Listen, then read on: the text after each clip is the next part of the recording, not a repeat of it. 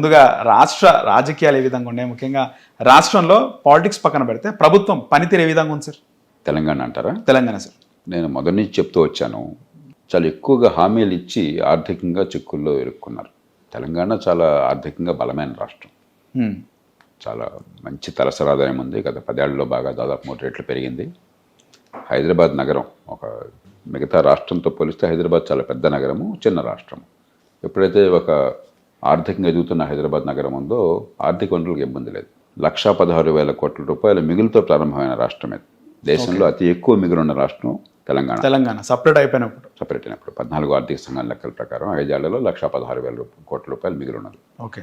ఈవేళ నెల జీతాలు ఇవ్వడం ఎట్లానే కంగారు పడే పరిస్థితి వచ్చిందని చెప్పంటే, హామీలు ఎక్కువగా ఇచ్చి ఎలాగో గెలుపుంటే చాలు అని చెప్పిన ఉద్దేశంతో ఆర్థికంగా చిక్కుల్లో పడ్డారు. దాని నుంచి బయటపడాలి. కానీ మంచి విషయం ఏంటంటే, గతంలో లాగానే హైదరాబాద్ నగర భవిష్యత్తు కానీ, తెలంగాణ రాష్ట్రంలో ఆర్థిక అభివృద్ధి, మరుగు సదుపాయాలు, పెట్టుబడులు కానీ ఏదో మాకు వద్దు అన్న భావం కాకుండా ఆర్థిక ప్రగతి కావాలి, పెట్టుబడులు కావాలి, మంచి భవిష్యత్తు కావాలన్న సంకేతాన్ని ఇస్తున్నారు. అది మంచి సార్. ముఖ్యంగా 6 గ్యారంటీలో భాగంగా కొన్ని పథకాలు అయితే జనాలకు వెళ్తున్నాయి సార్. నేను కూడా అర్బన్ కాకుండా రూరల్ ప్రాంతాల్లో కూడా వెళ్ళినప్పుడు ఫ్రీ బస్ కానీ 200 యూనిట్ల మనకి ఒక 25-30 ఏళ్ల క్రితానికి ఇప్పటికి తేడా దేశంలో ఏంటంటే, ఒకప్పుడు హామీలు ఇచ్చి కొద్ది మంది అమలు చేసేవారు. ఎన్టీ రామారావు గారు హామీ ఇస్తే అమలు చేస్తారని నమ్మకం ఉంది. ఓకే. ఒక ఎంజీఆర్కి నమ్మకం ఉండేది. చాలా చోట్ల హామీలే కానీ అమలు అయ్యాయి కాదు. తర్వాత దశలో హామీలు కాగితం మీద అమలు అయ్యాయి కానీ వాస్తవానికి ఆచరణలు సరిగ్గా ఉండేది కాదు. ఎందుకంటే దేవుడు వరం వచ్చినా పూజారి వరం ఇచ్చేవాడు కాదు. ఓకే. మధ్యలో దళారులు ఉండేవాళ్ళు. అవును సార్. మరి అర్హత ఉన్న వాళ్ళకి అందేది కాదు. లేకపోతే అందే దానిలో మళ్ళీ లంచం మింగేవాళ్ళు. ఇటీవల కాలంలో దేశమంతా ఏమైందంటే, ఒకటి తాత్కాలికమైన సంక్షేమం వ్యక్తిగతంగా ఇచ్చేది హామీలు ఒకసారి ఇస్తే గట్టిగా అమలు చేస్తున్నారు చాలా మేరకు. ఓకే. ఎందుకంటే రాజకీయంగా ఓట్లు పొందడానికి అది మార్గం అన్న భావానికి పార్టీలు వచ్చినాయి. 2, ఈ డిజిటైజేషన్ ఎప్పుడైతే జరిగిందో, ఆధార్ కార్డు వచ్చి ఆధార్తో లింకేజ్ పెట్టి జరిగిందో, జన్ధన్ బ్యాంక్ అకౌంట్ పెట్టినాయో, 100కి 95-99 మందికి మధ్యలో ఎక్కడ దళారీలు వాళ్ళ దగ్గర డబ్బులు తీసుకోవడం అనేది లేకుండా డైరెక్ట్గా అందుతున్నాయి. ఆ రకంగా ఈ దేశంలో సంక్షేమ పథకాల అమలు చాలా మెరుగుపడింది. తెలంగాణలో కూడా అంతే సార్.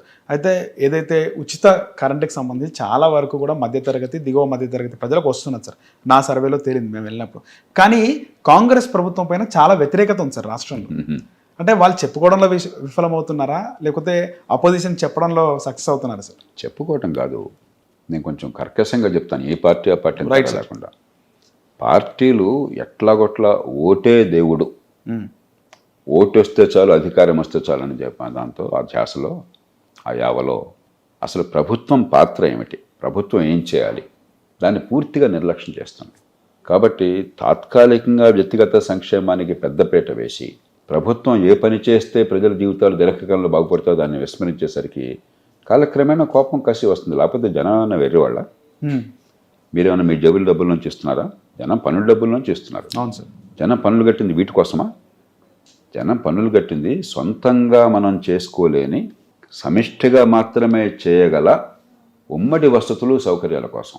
రోడ్లు ఎట్లా ఉన్నాయి, ట్రాఫిక్ ఎట్లా ఉన్నది, మన పిల్లల చదువు ఎట్లా ఉన్నది, డబ్బులు ఖర్చు పెట్టకుండా మంచి చదువు వస్తుందా, ఆరోగ్యం ఎట్లా ఉన్నది, మరి పోలీస్ స్టేషన్లో కానీ మరో చోట కానీ న్యాయం అందరికీ సమానంగా అందుతోందా, మంచినీళ్ళు, మురుగునీటి పారుదల, వరద నీటి పారుదల ఎట్లా ఉన్నాయి, ఆదాయాలు పెరుగుతున్నాయా, నైపుణ్యం వస్తోందా, ఉపాధి కలుగుతోందా, జీవితాలు బాగుపడుతున్నాయా, ఇవన్నీ ప్రభుత్వం పట్టించుకోవాలి.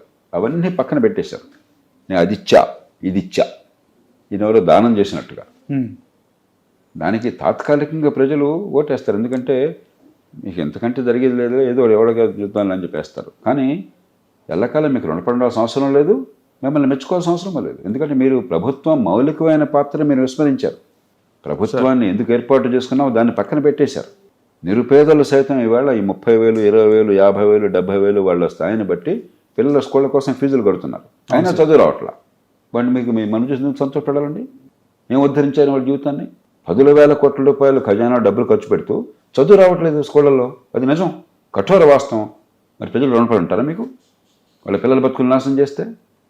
ఆరోగ్యవంతక తెలంగాణలో ఏడాదికి దాదాపు 20 లక్షల మంది బేదలు అవుతున్నారు. 20 లక్షలు అనారోగ్య కారణంగా. సగటున ఏడాదికి 20 లక్షల మంది తెలంగాణలో 26 లక్షల మంది ఆంధ్రప్రదేశ్లో పేదలు అవుతున్నారు ప్రతి సంవత్సరం. వాళ్ళు మీకు రుణపడి ఉండాలా? ఎలాంటి ఆరోగ్య వ్యవస్థ ఏర్పాటు చేశారు మీరు? ఈ దేశంలో చట్టం పనిచేస్తుందా? బడుతున్నాడు దెబ్బరే. హైదరాబాద్ నగరంలో ట్రాఫిక్ దగ్గర ఉన్న సరిగ్గా రద్దీ లేకుండా జరుగుతుందా? సాయంత్రం 6 గంటలకు ఎక్కడైనా డ్రైవ్ చేస్తే మీరంతా చాలా పెరిగిపోయింది సార్. చూస్తున్నారు కదా, ఎందుకంటే తగలడింది. పబ్లిక్ ట్రాన్స్పోర్ట్ లింకేజెస్ ఏమన్నా ఉన్నాయా? ఇంటిగ్రేట్ చేశారా ఏమన్నా? ఉదయం 7 నుంచే ప్రభుత్వం చేయాల్సిన పని అన్ని విఫలం అయిపోతుంది సార్. తాయిలాలు ఇస్తోంది. మీరేమంటున్నారు? తాయిలాలు ఇచ్చారు కాబట్టి గొప్ప వాళ్ళు చెప్పుకోవాలా, ప్రజలు నమ్మాలా, వాళ్ళని గౌరవించాలి. ఎందుకు గౌరవించాలి? మీరు ఏ పని చేయాలో దాన్ని పక్కన పెట్టేసి ప్రజల బతుకులు నాశనం చేసి తాయిలాలు ఇచ్చేసి మమ్మల్ని ఆదరించాలని ఎందుకు ఆదరిస్తారు? ఆదరించకూడదు సార్. ప్రజలు కూడా ముఖ్యంగా కేసీఆరే బాగుండే, ఆయన పరిపాలన బాగుంది, కాంగ్రెస్ పాలన బాగలేదని చాలా మంది మాట్లాడుతున్నారు సార్, మెజారిటీ. అది నేను రాజకీయాల్లోకి వెళ్ళను, కానీ ఆనాటికి ఈనాటికి మౌలికమైన తేడా ఏంటంటే, ఆనాడు తప్పులు జరిగిన నేను ఎన్నోసార్లు విమర్శించాను బహిరంగంగా. అవును సార్. వృధా ఖర్చులు పెట్టారు, పెద్ద పెద్ద పథకాలు. కాళేశ్వరం ఇప్పుడు అందరూ తిడుతున్నారు, మొట్టమొదటి గొంతెత్తినవాడిని నేను తెలుగునాట. ఎవరు దాని మీద ఇప్పుడు చేవెళ్ల ప్రాణహిత పథకం పేరుతో ఉన్నప్పటి నుంచి దాన్ని వ్యతిరేకించాను. తప్పని కాదు, పెట్టే ఖర్చు వచ్చే ఫలితం చూస్తే అసలు పొంతం లేదు, ఇది కాదు పద్ధతి, రైతులకు ఇంకో రకంగా మేలు చేయొచ్చు అని చెప్పని. కానీ ఎంతో కొంత అభివృద్ధి కోసం సంక్షేమానికి సమతూకాన్ని పాటించారు. ఇప్పుడేమైంది, మరీ సంక్షేమం పాలు ఎక్కువైపోయి ఏదో రకంగా ఓట్ల వేట కోసం అని చెప్పని అభివృద్ధికి తగినటువంటి మౌలిక సదుపాయాల వల్ల మిగతా విషయాలు వెనకబడుతున్నారు. ఉదాహరణకి గతంలో ఉన్న పథకాలు కూడా అమలు కష్టంగా ఉంది. ఫీ రీయింబర్స్మెంటు ఏ కాలేజీని అడిగినా కూడా నాకు చెప్తున్నారు ప్రైవేట్గా డబ్బులు రావట్లా. మరి ఫీ రీయింబర్స్మెంట్ సంక్షేమ పథకమే కదా? అవును సార్. ఒకప్పుడు కాంగ్రెస్ ప్రభుత్వం పెట్టిందే కదా? అవును సార్. అమలు చేయలేకపోతున్నారు.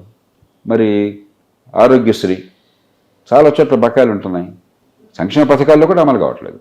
మిగతా అభివృద్ధి ఖచ్చితంగా వెనకబడింది, మౌలిక సదుపాయాలు వగేరా.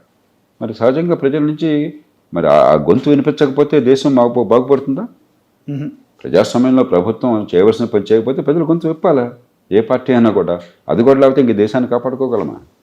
సార్, ముఖ్యంగా ప్రజలకి ఎన్నికల్లో హామీలు కావాలా సార్, డెవలప్మెంట్ కావాలంటారా? ఖచ్చితంగా దీర్ఘకాల అభివృద్ధి. ఇప్పుడు ఈవేళ రేపు పరగడిపోయి మళ్ళీ రేపు పరగడిపోయి కదా, ఇవాళ మీరు భోజనం పెట్టారు, నా సృష్టిగా భోజనం పెట్టారు, ఆకలి ఉందని చెప్పని సంతోషం. నరేష్ థ్యాంక్ యూ, మంచి భోజనం పెట్టావు అన్నాను. రేపు మళ్ళీ ఆకలి వేస్తుందా లేదా? అవును సార్. సమస్య పరిష్కారం అయిపోయిందా? అందుకే చైనీస్ సామెత ఏం చెప్తారు, ఆకలి కొన్నవాడికి ఖచ్చితంగా మనం కడుపు నింపాలి, వద్దంట్లా నేను. కానీ అదే పరిపాలన అనుకుంటే అంతకంటే పొరపాటు ఇంకొకటి లేదు.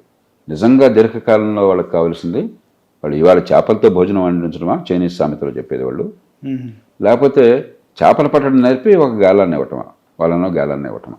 ఏది ముఖ్యం? గాలం ఇవ్వటమే సార్.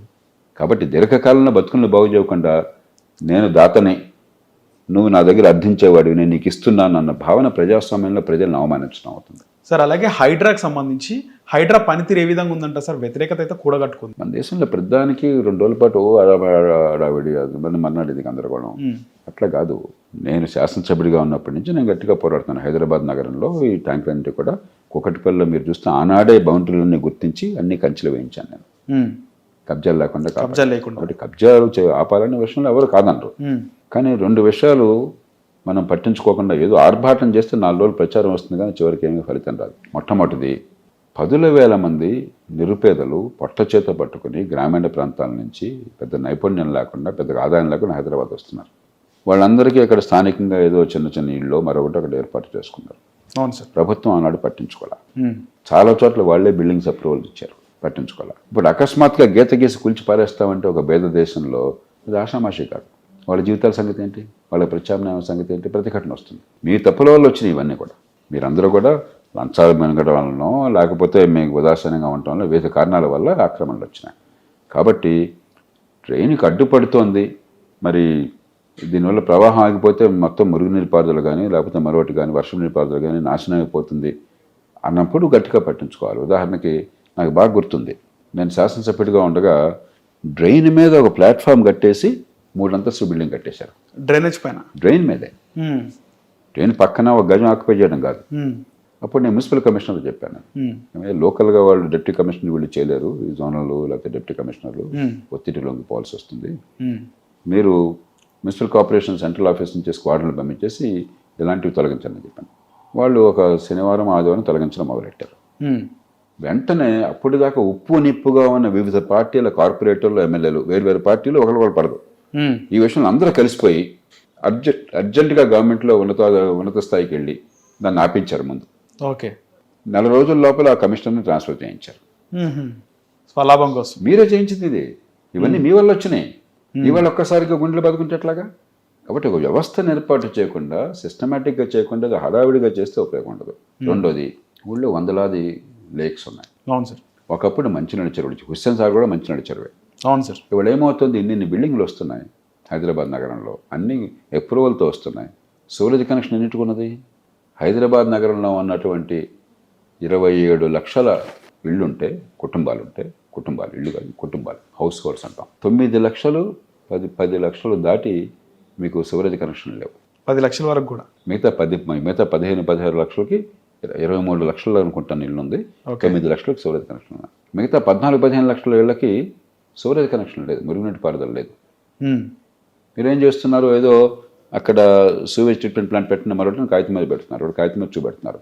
కానీ పక్కన ఉన్న లేక్లోకి మలమూత్రాలు పైపు చేస్తున్నారు. అవన్నీ మీరు చేశారు. అవన్నీ సరిచేయకుండా మీరు లేకులను ఉద్ధరించేది ఎట్లా ఉంటుంది? ఇది ఒక్కరోజు జరిగే పని కాదు, ఒక ఆటోతో అయ్యే పని కాదు. మొత్తం మీ మురుగునీటి పారుదల వ్యవస్థను పూర్తిగా సరిదిద్దారు. అలా చేయకుండా లోతైనటువంటి పరిశీలనతో, ఆలోచనతో, ముందు చూపుతో చేయకుండా ఆర్భాటంతో మొదలెడితే 2 రోజులు ప్రచారం అవుతుంది, 3వ రోజు చెడు పేరు వస్తుంది.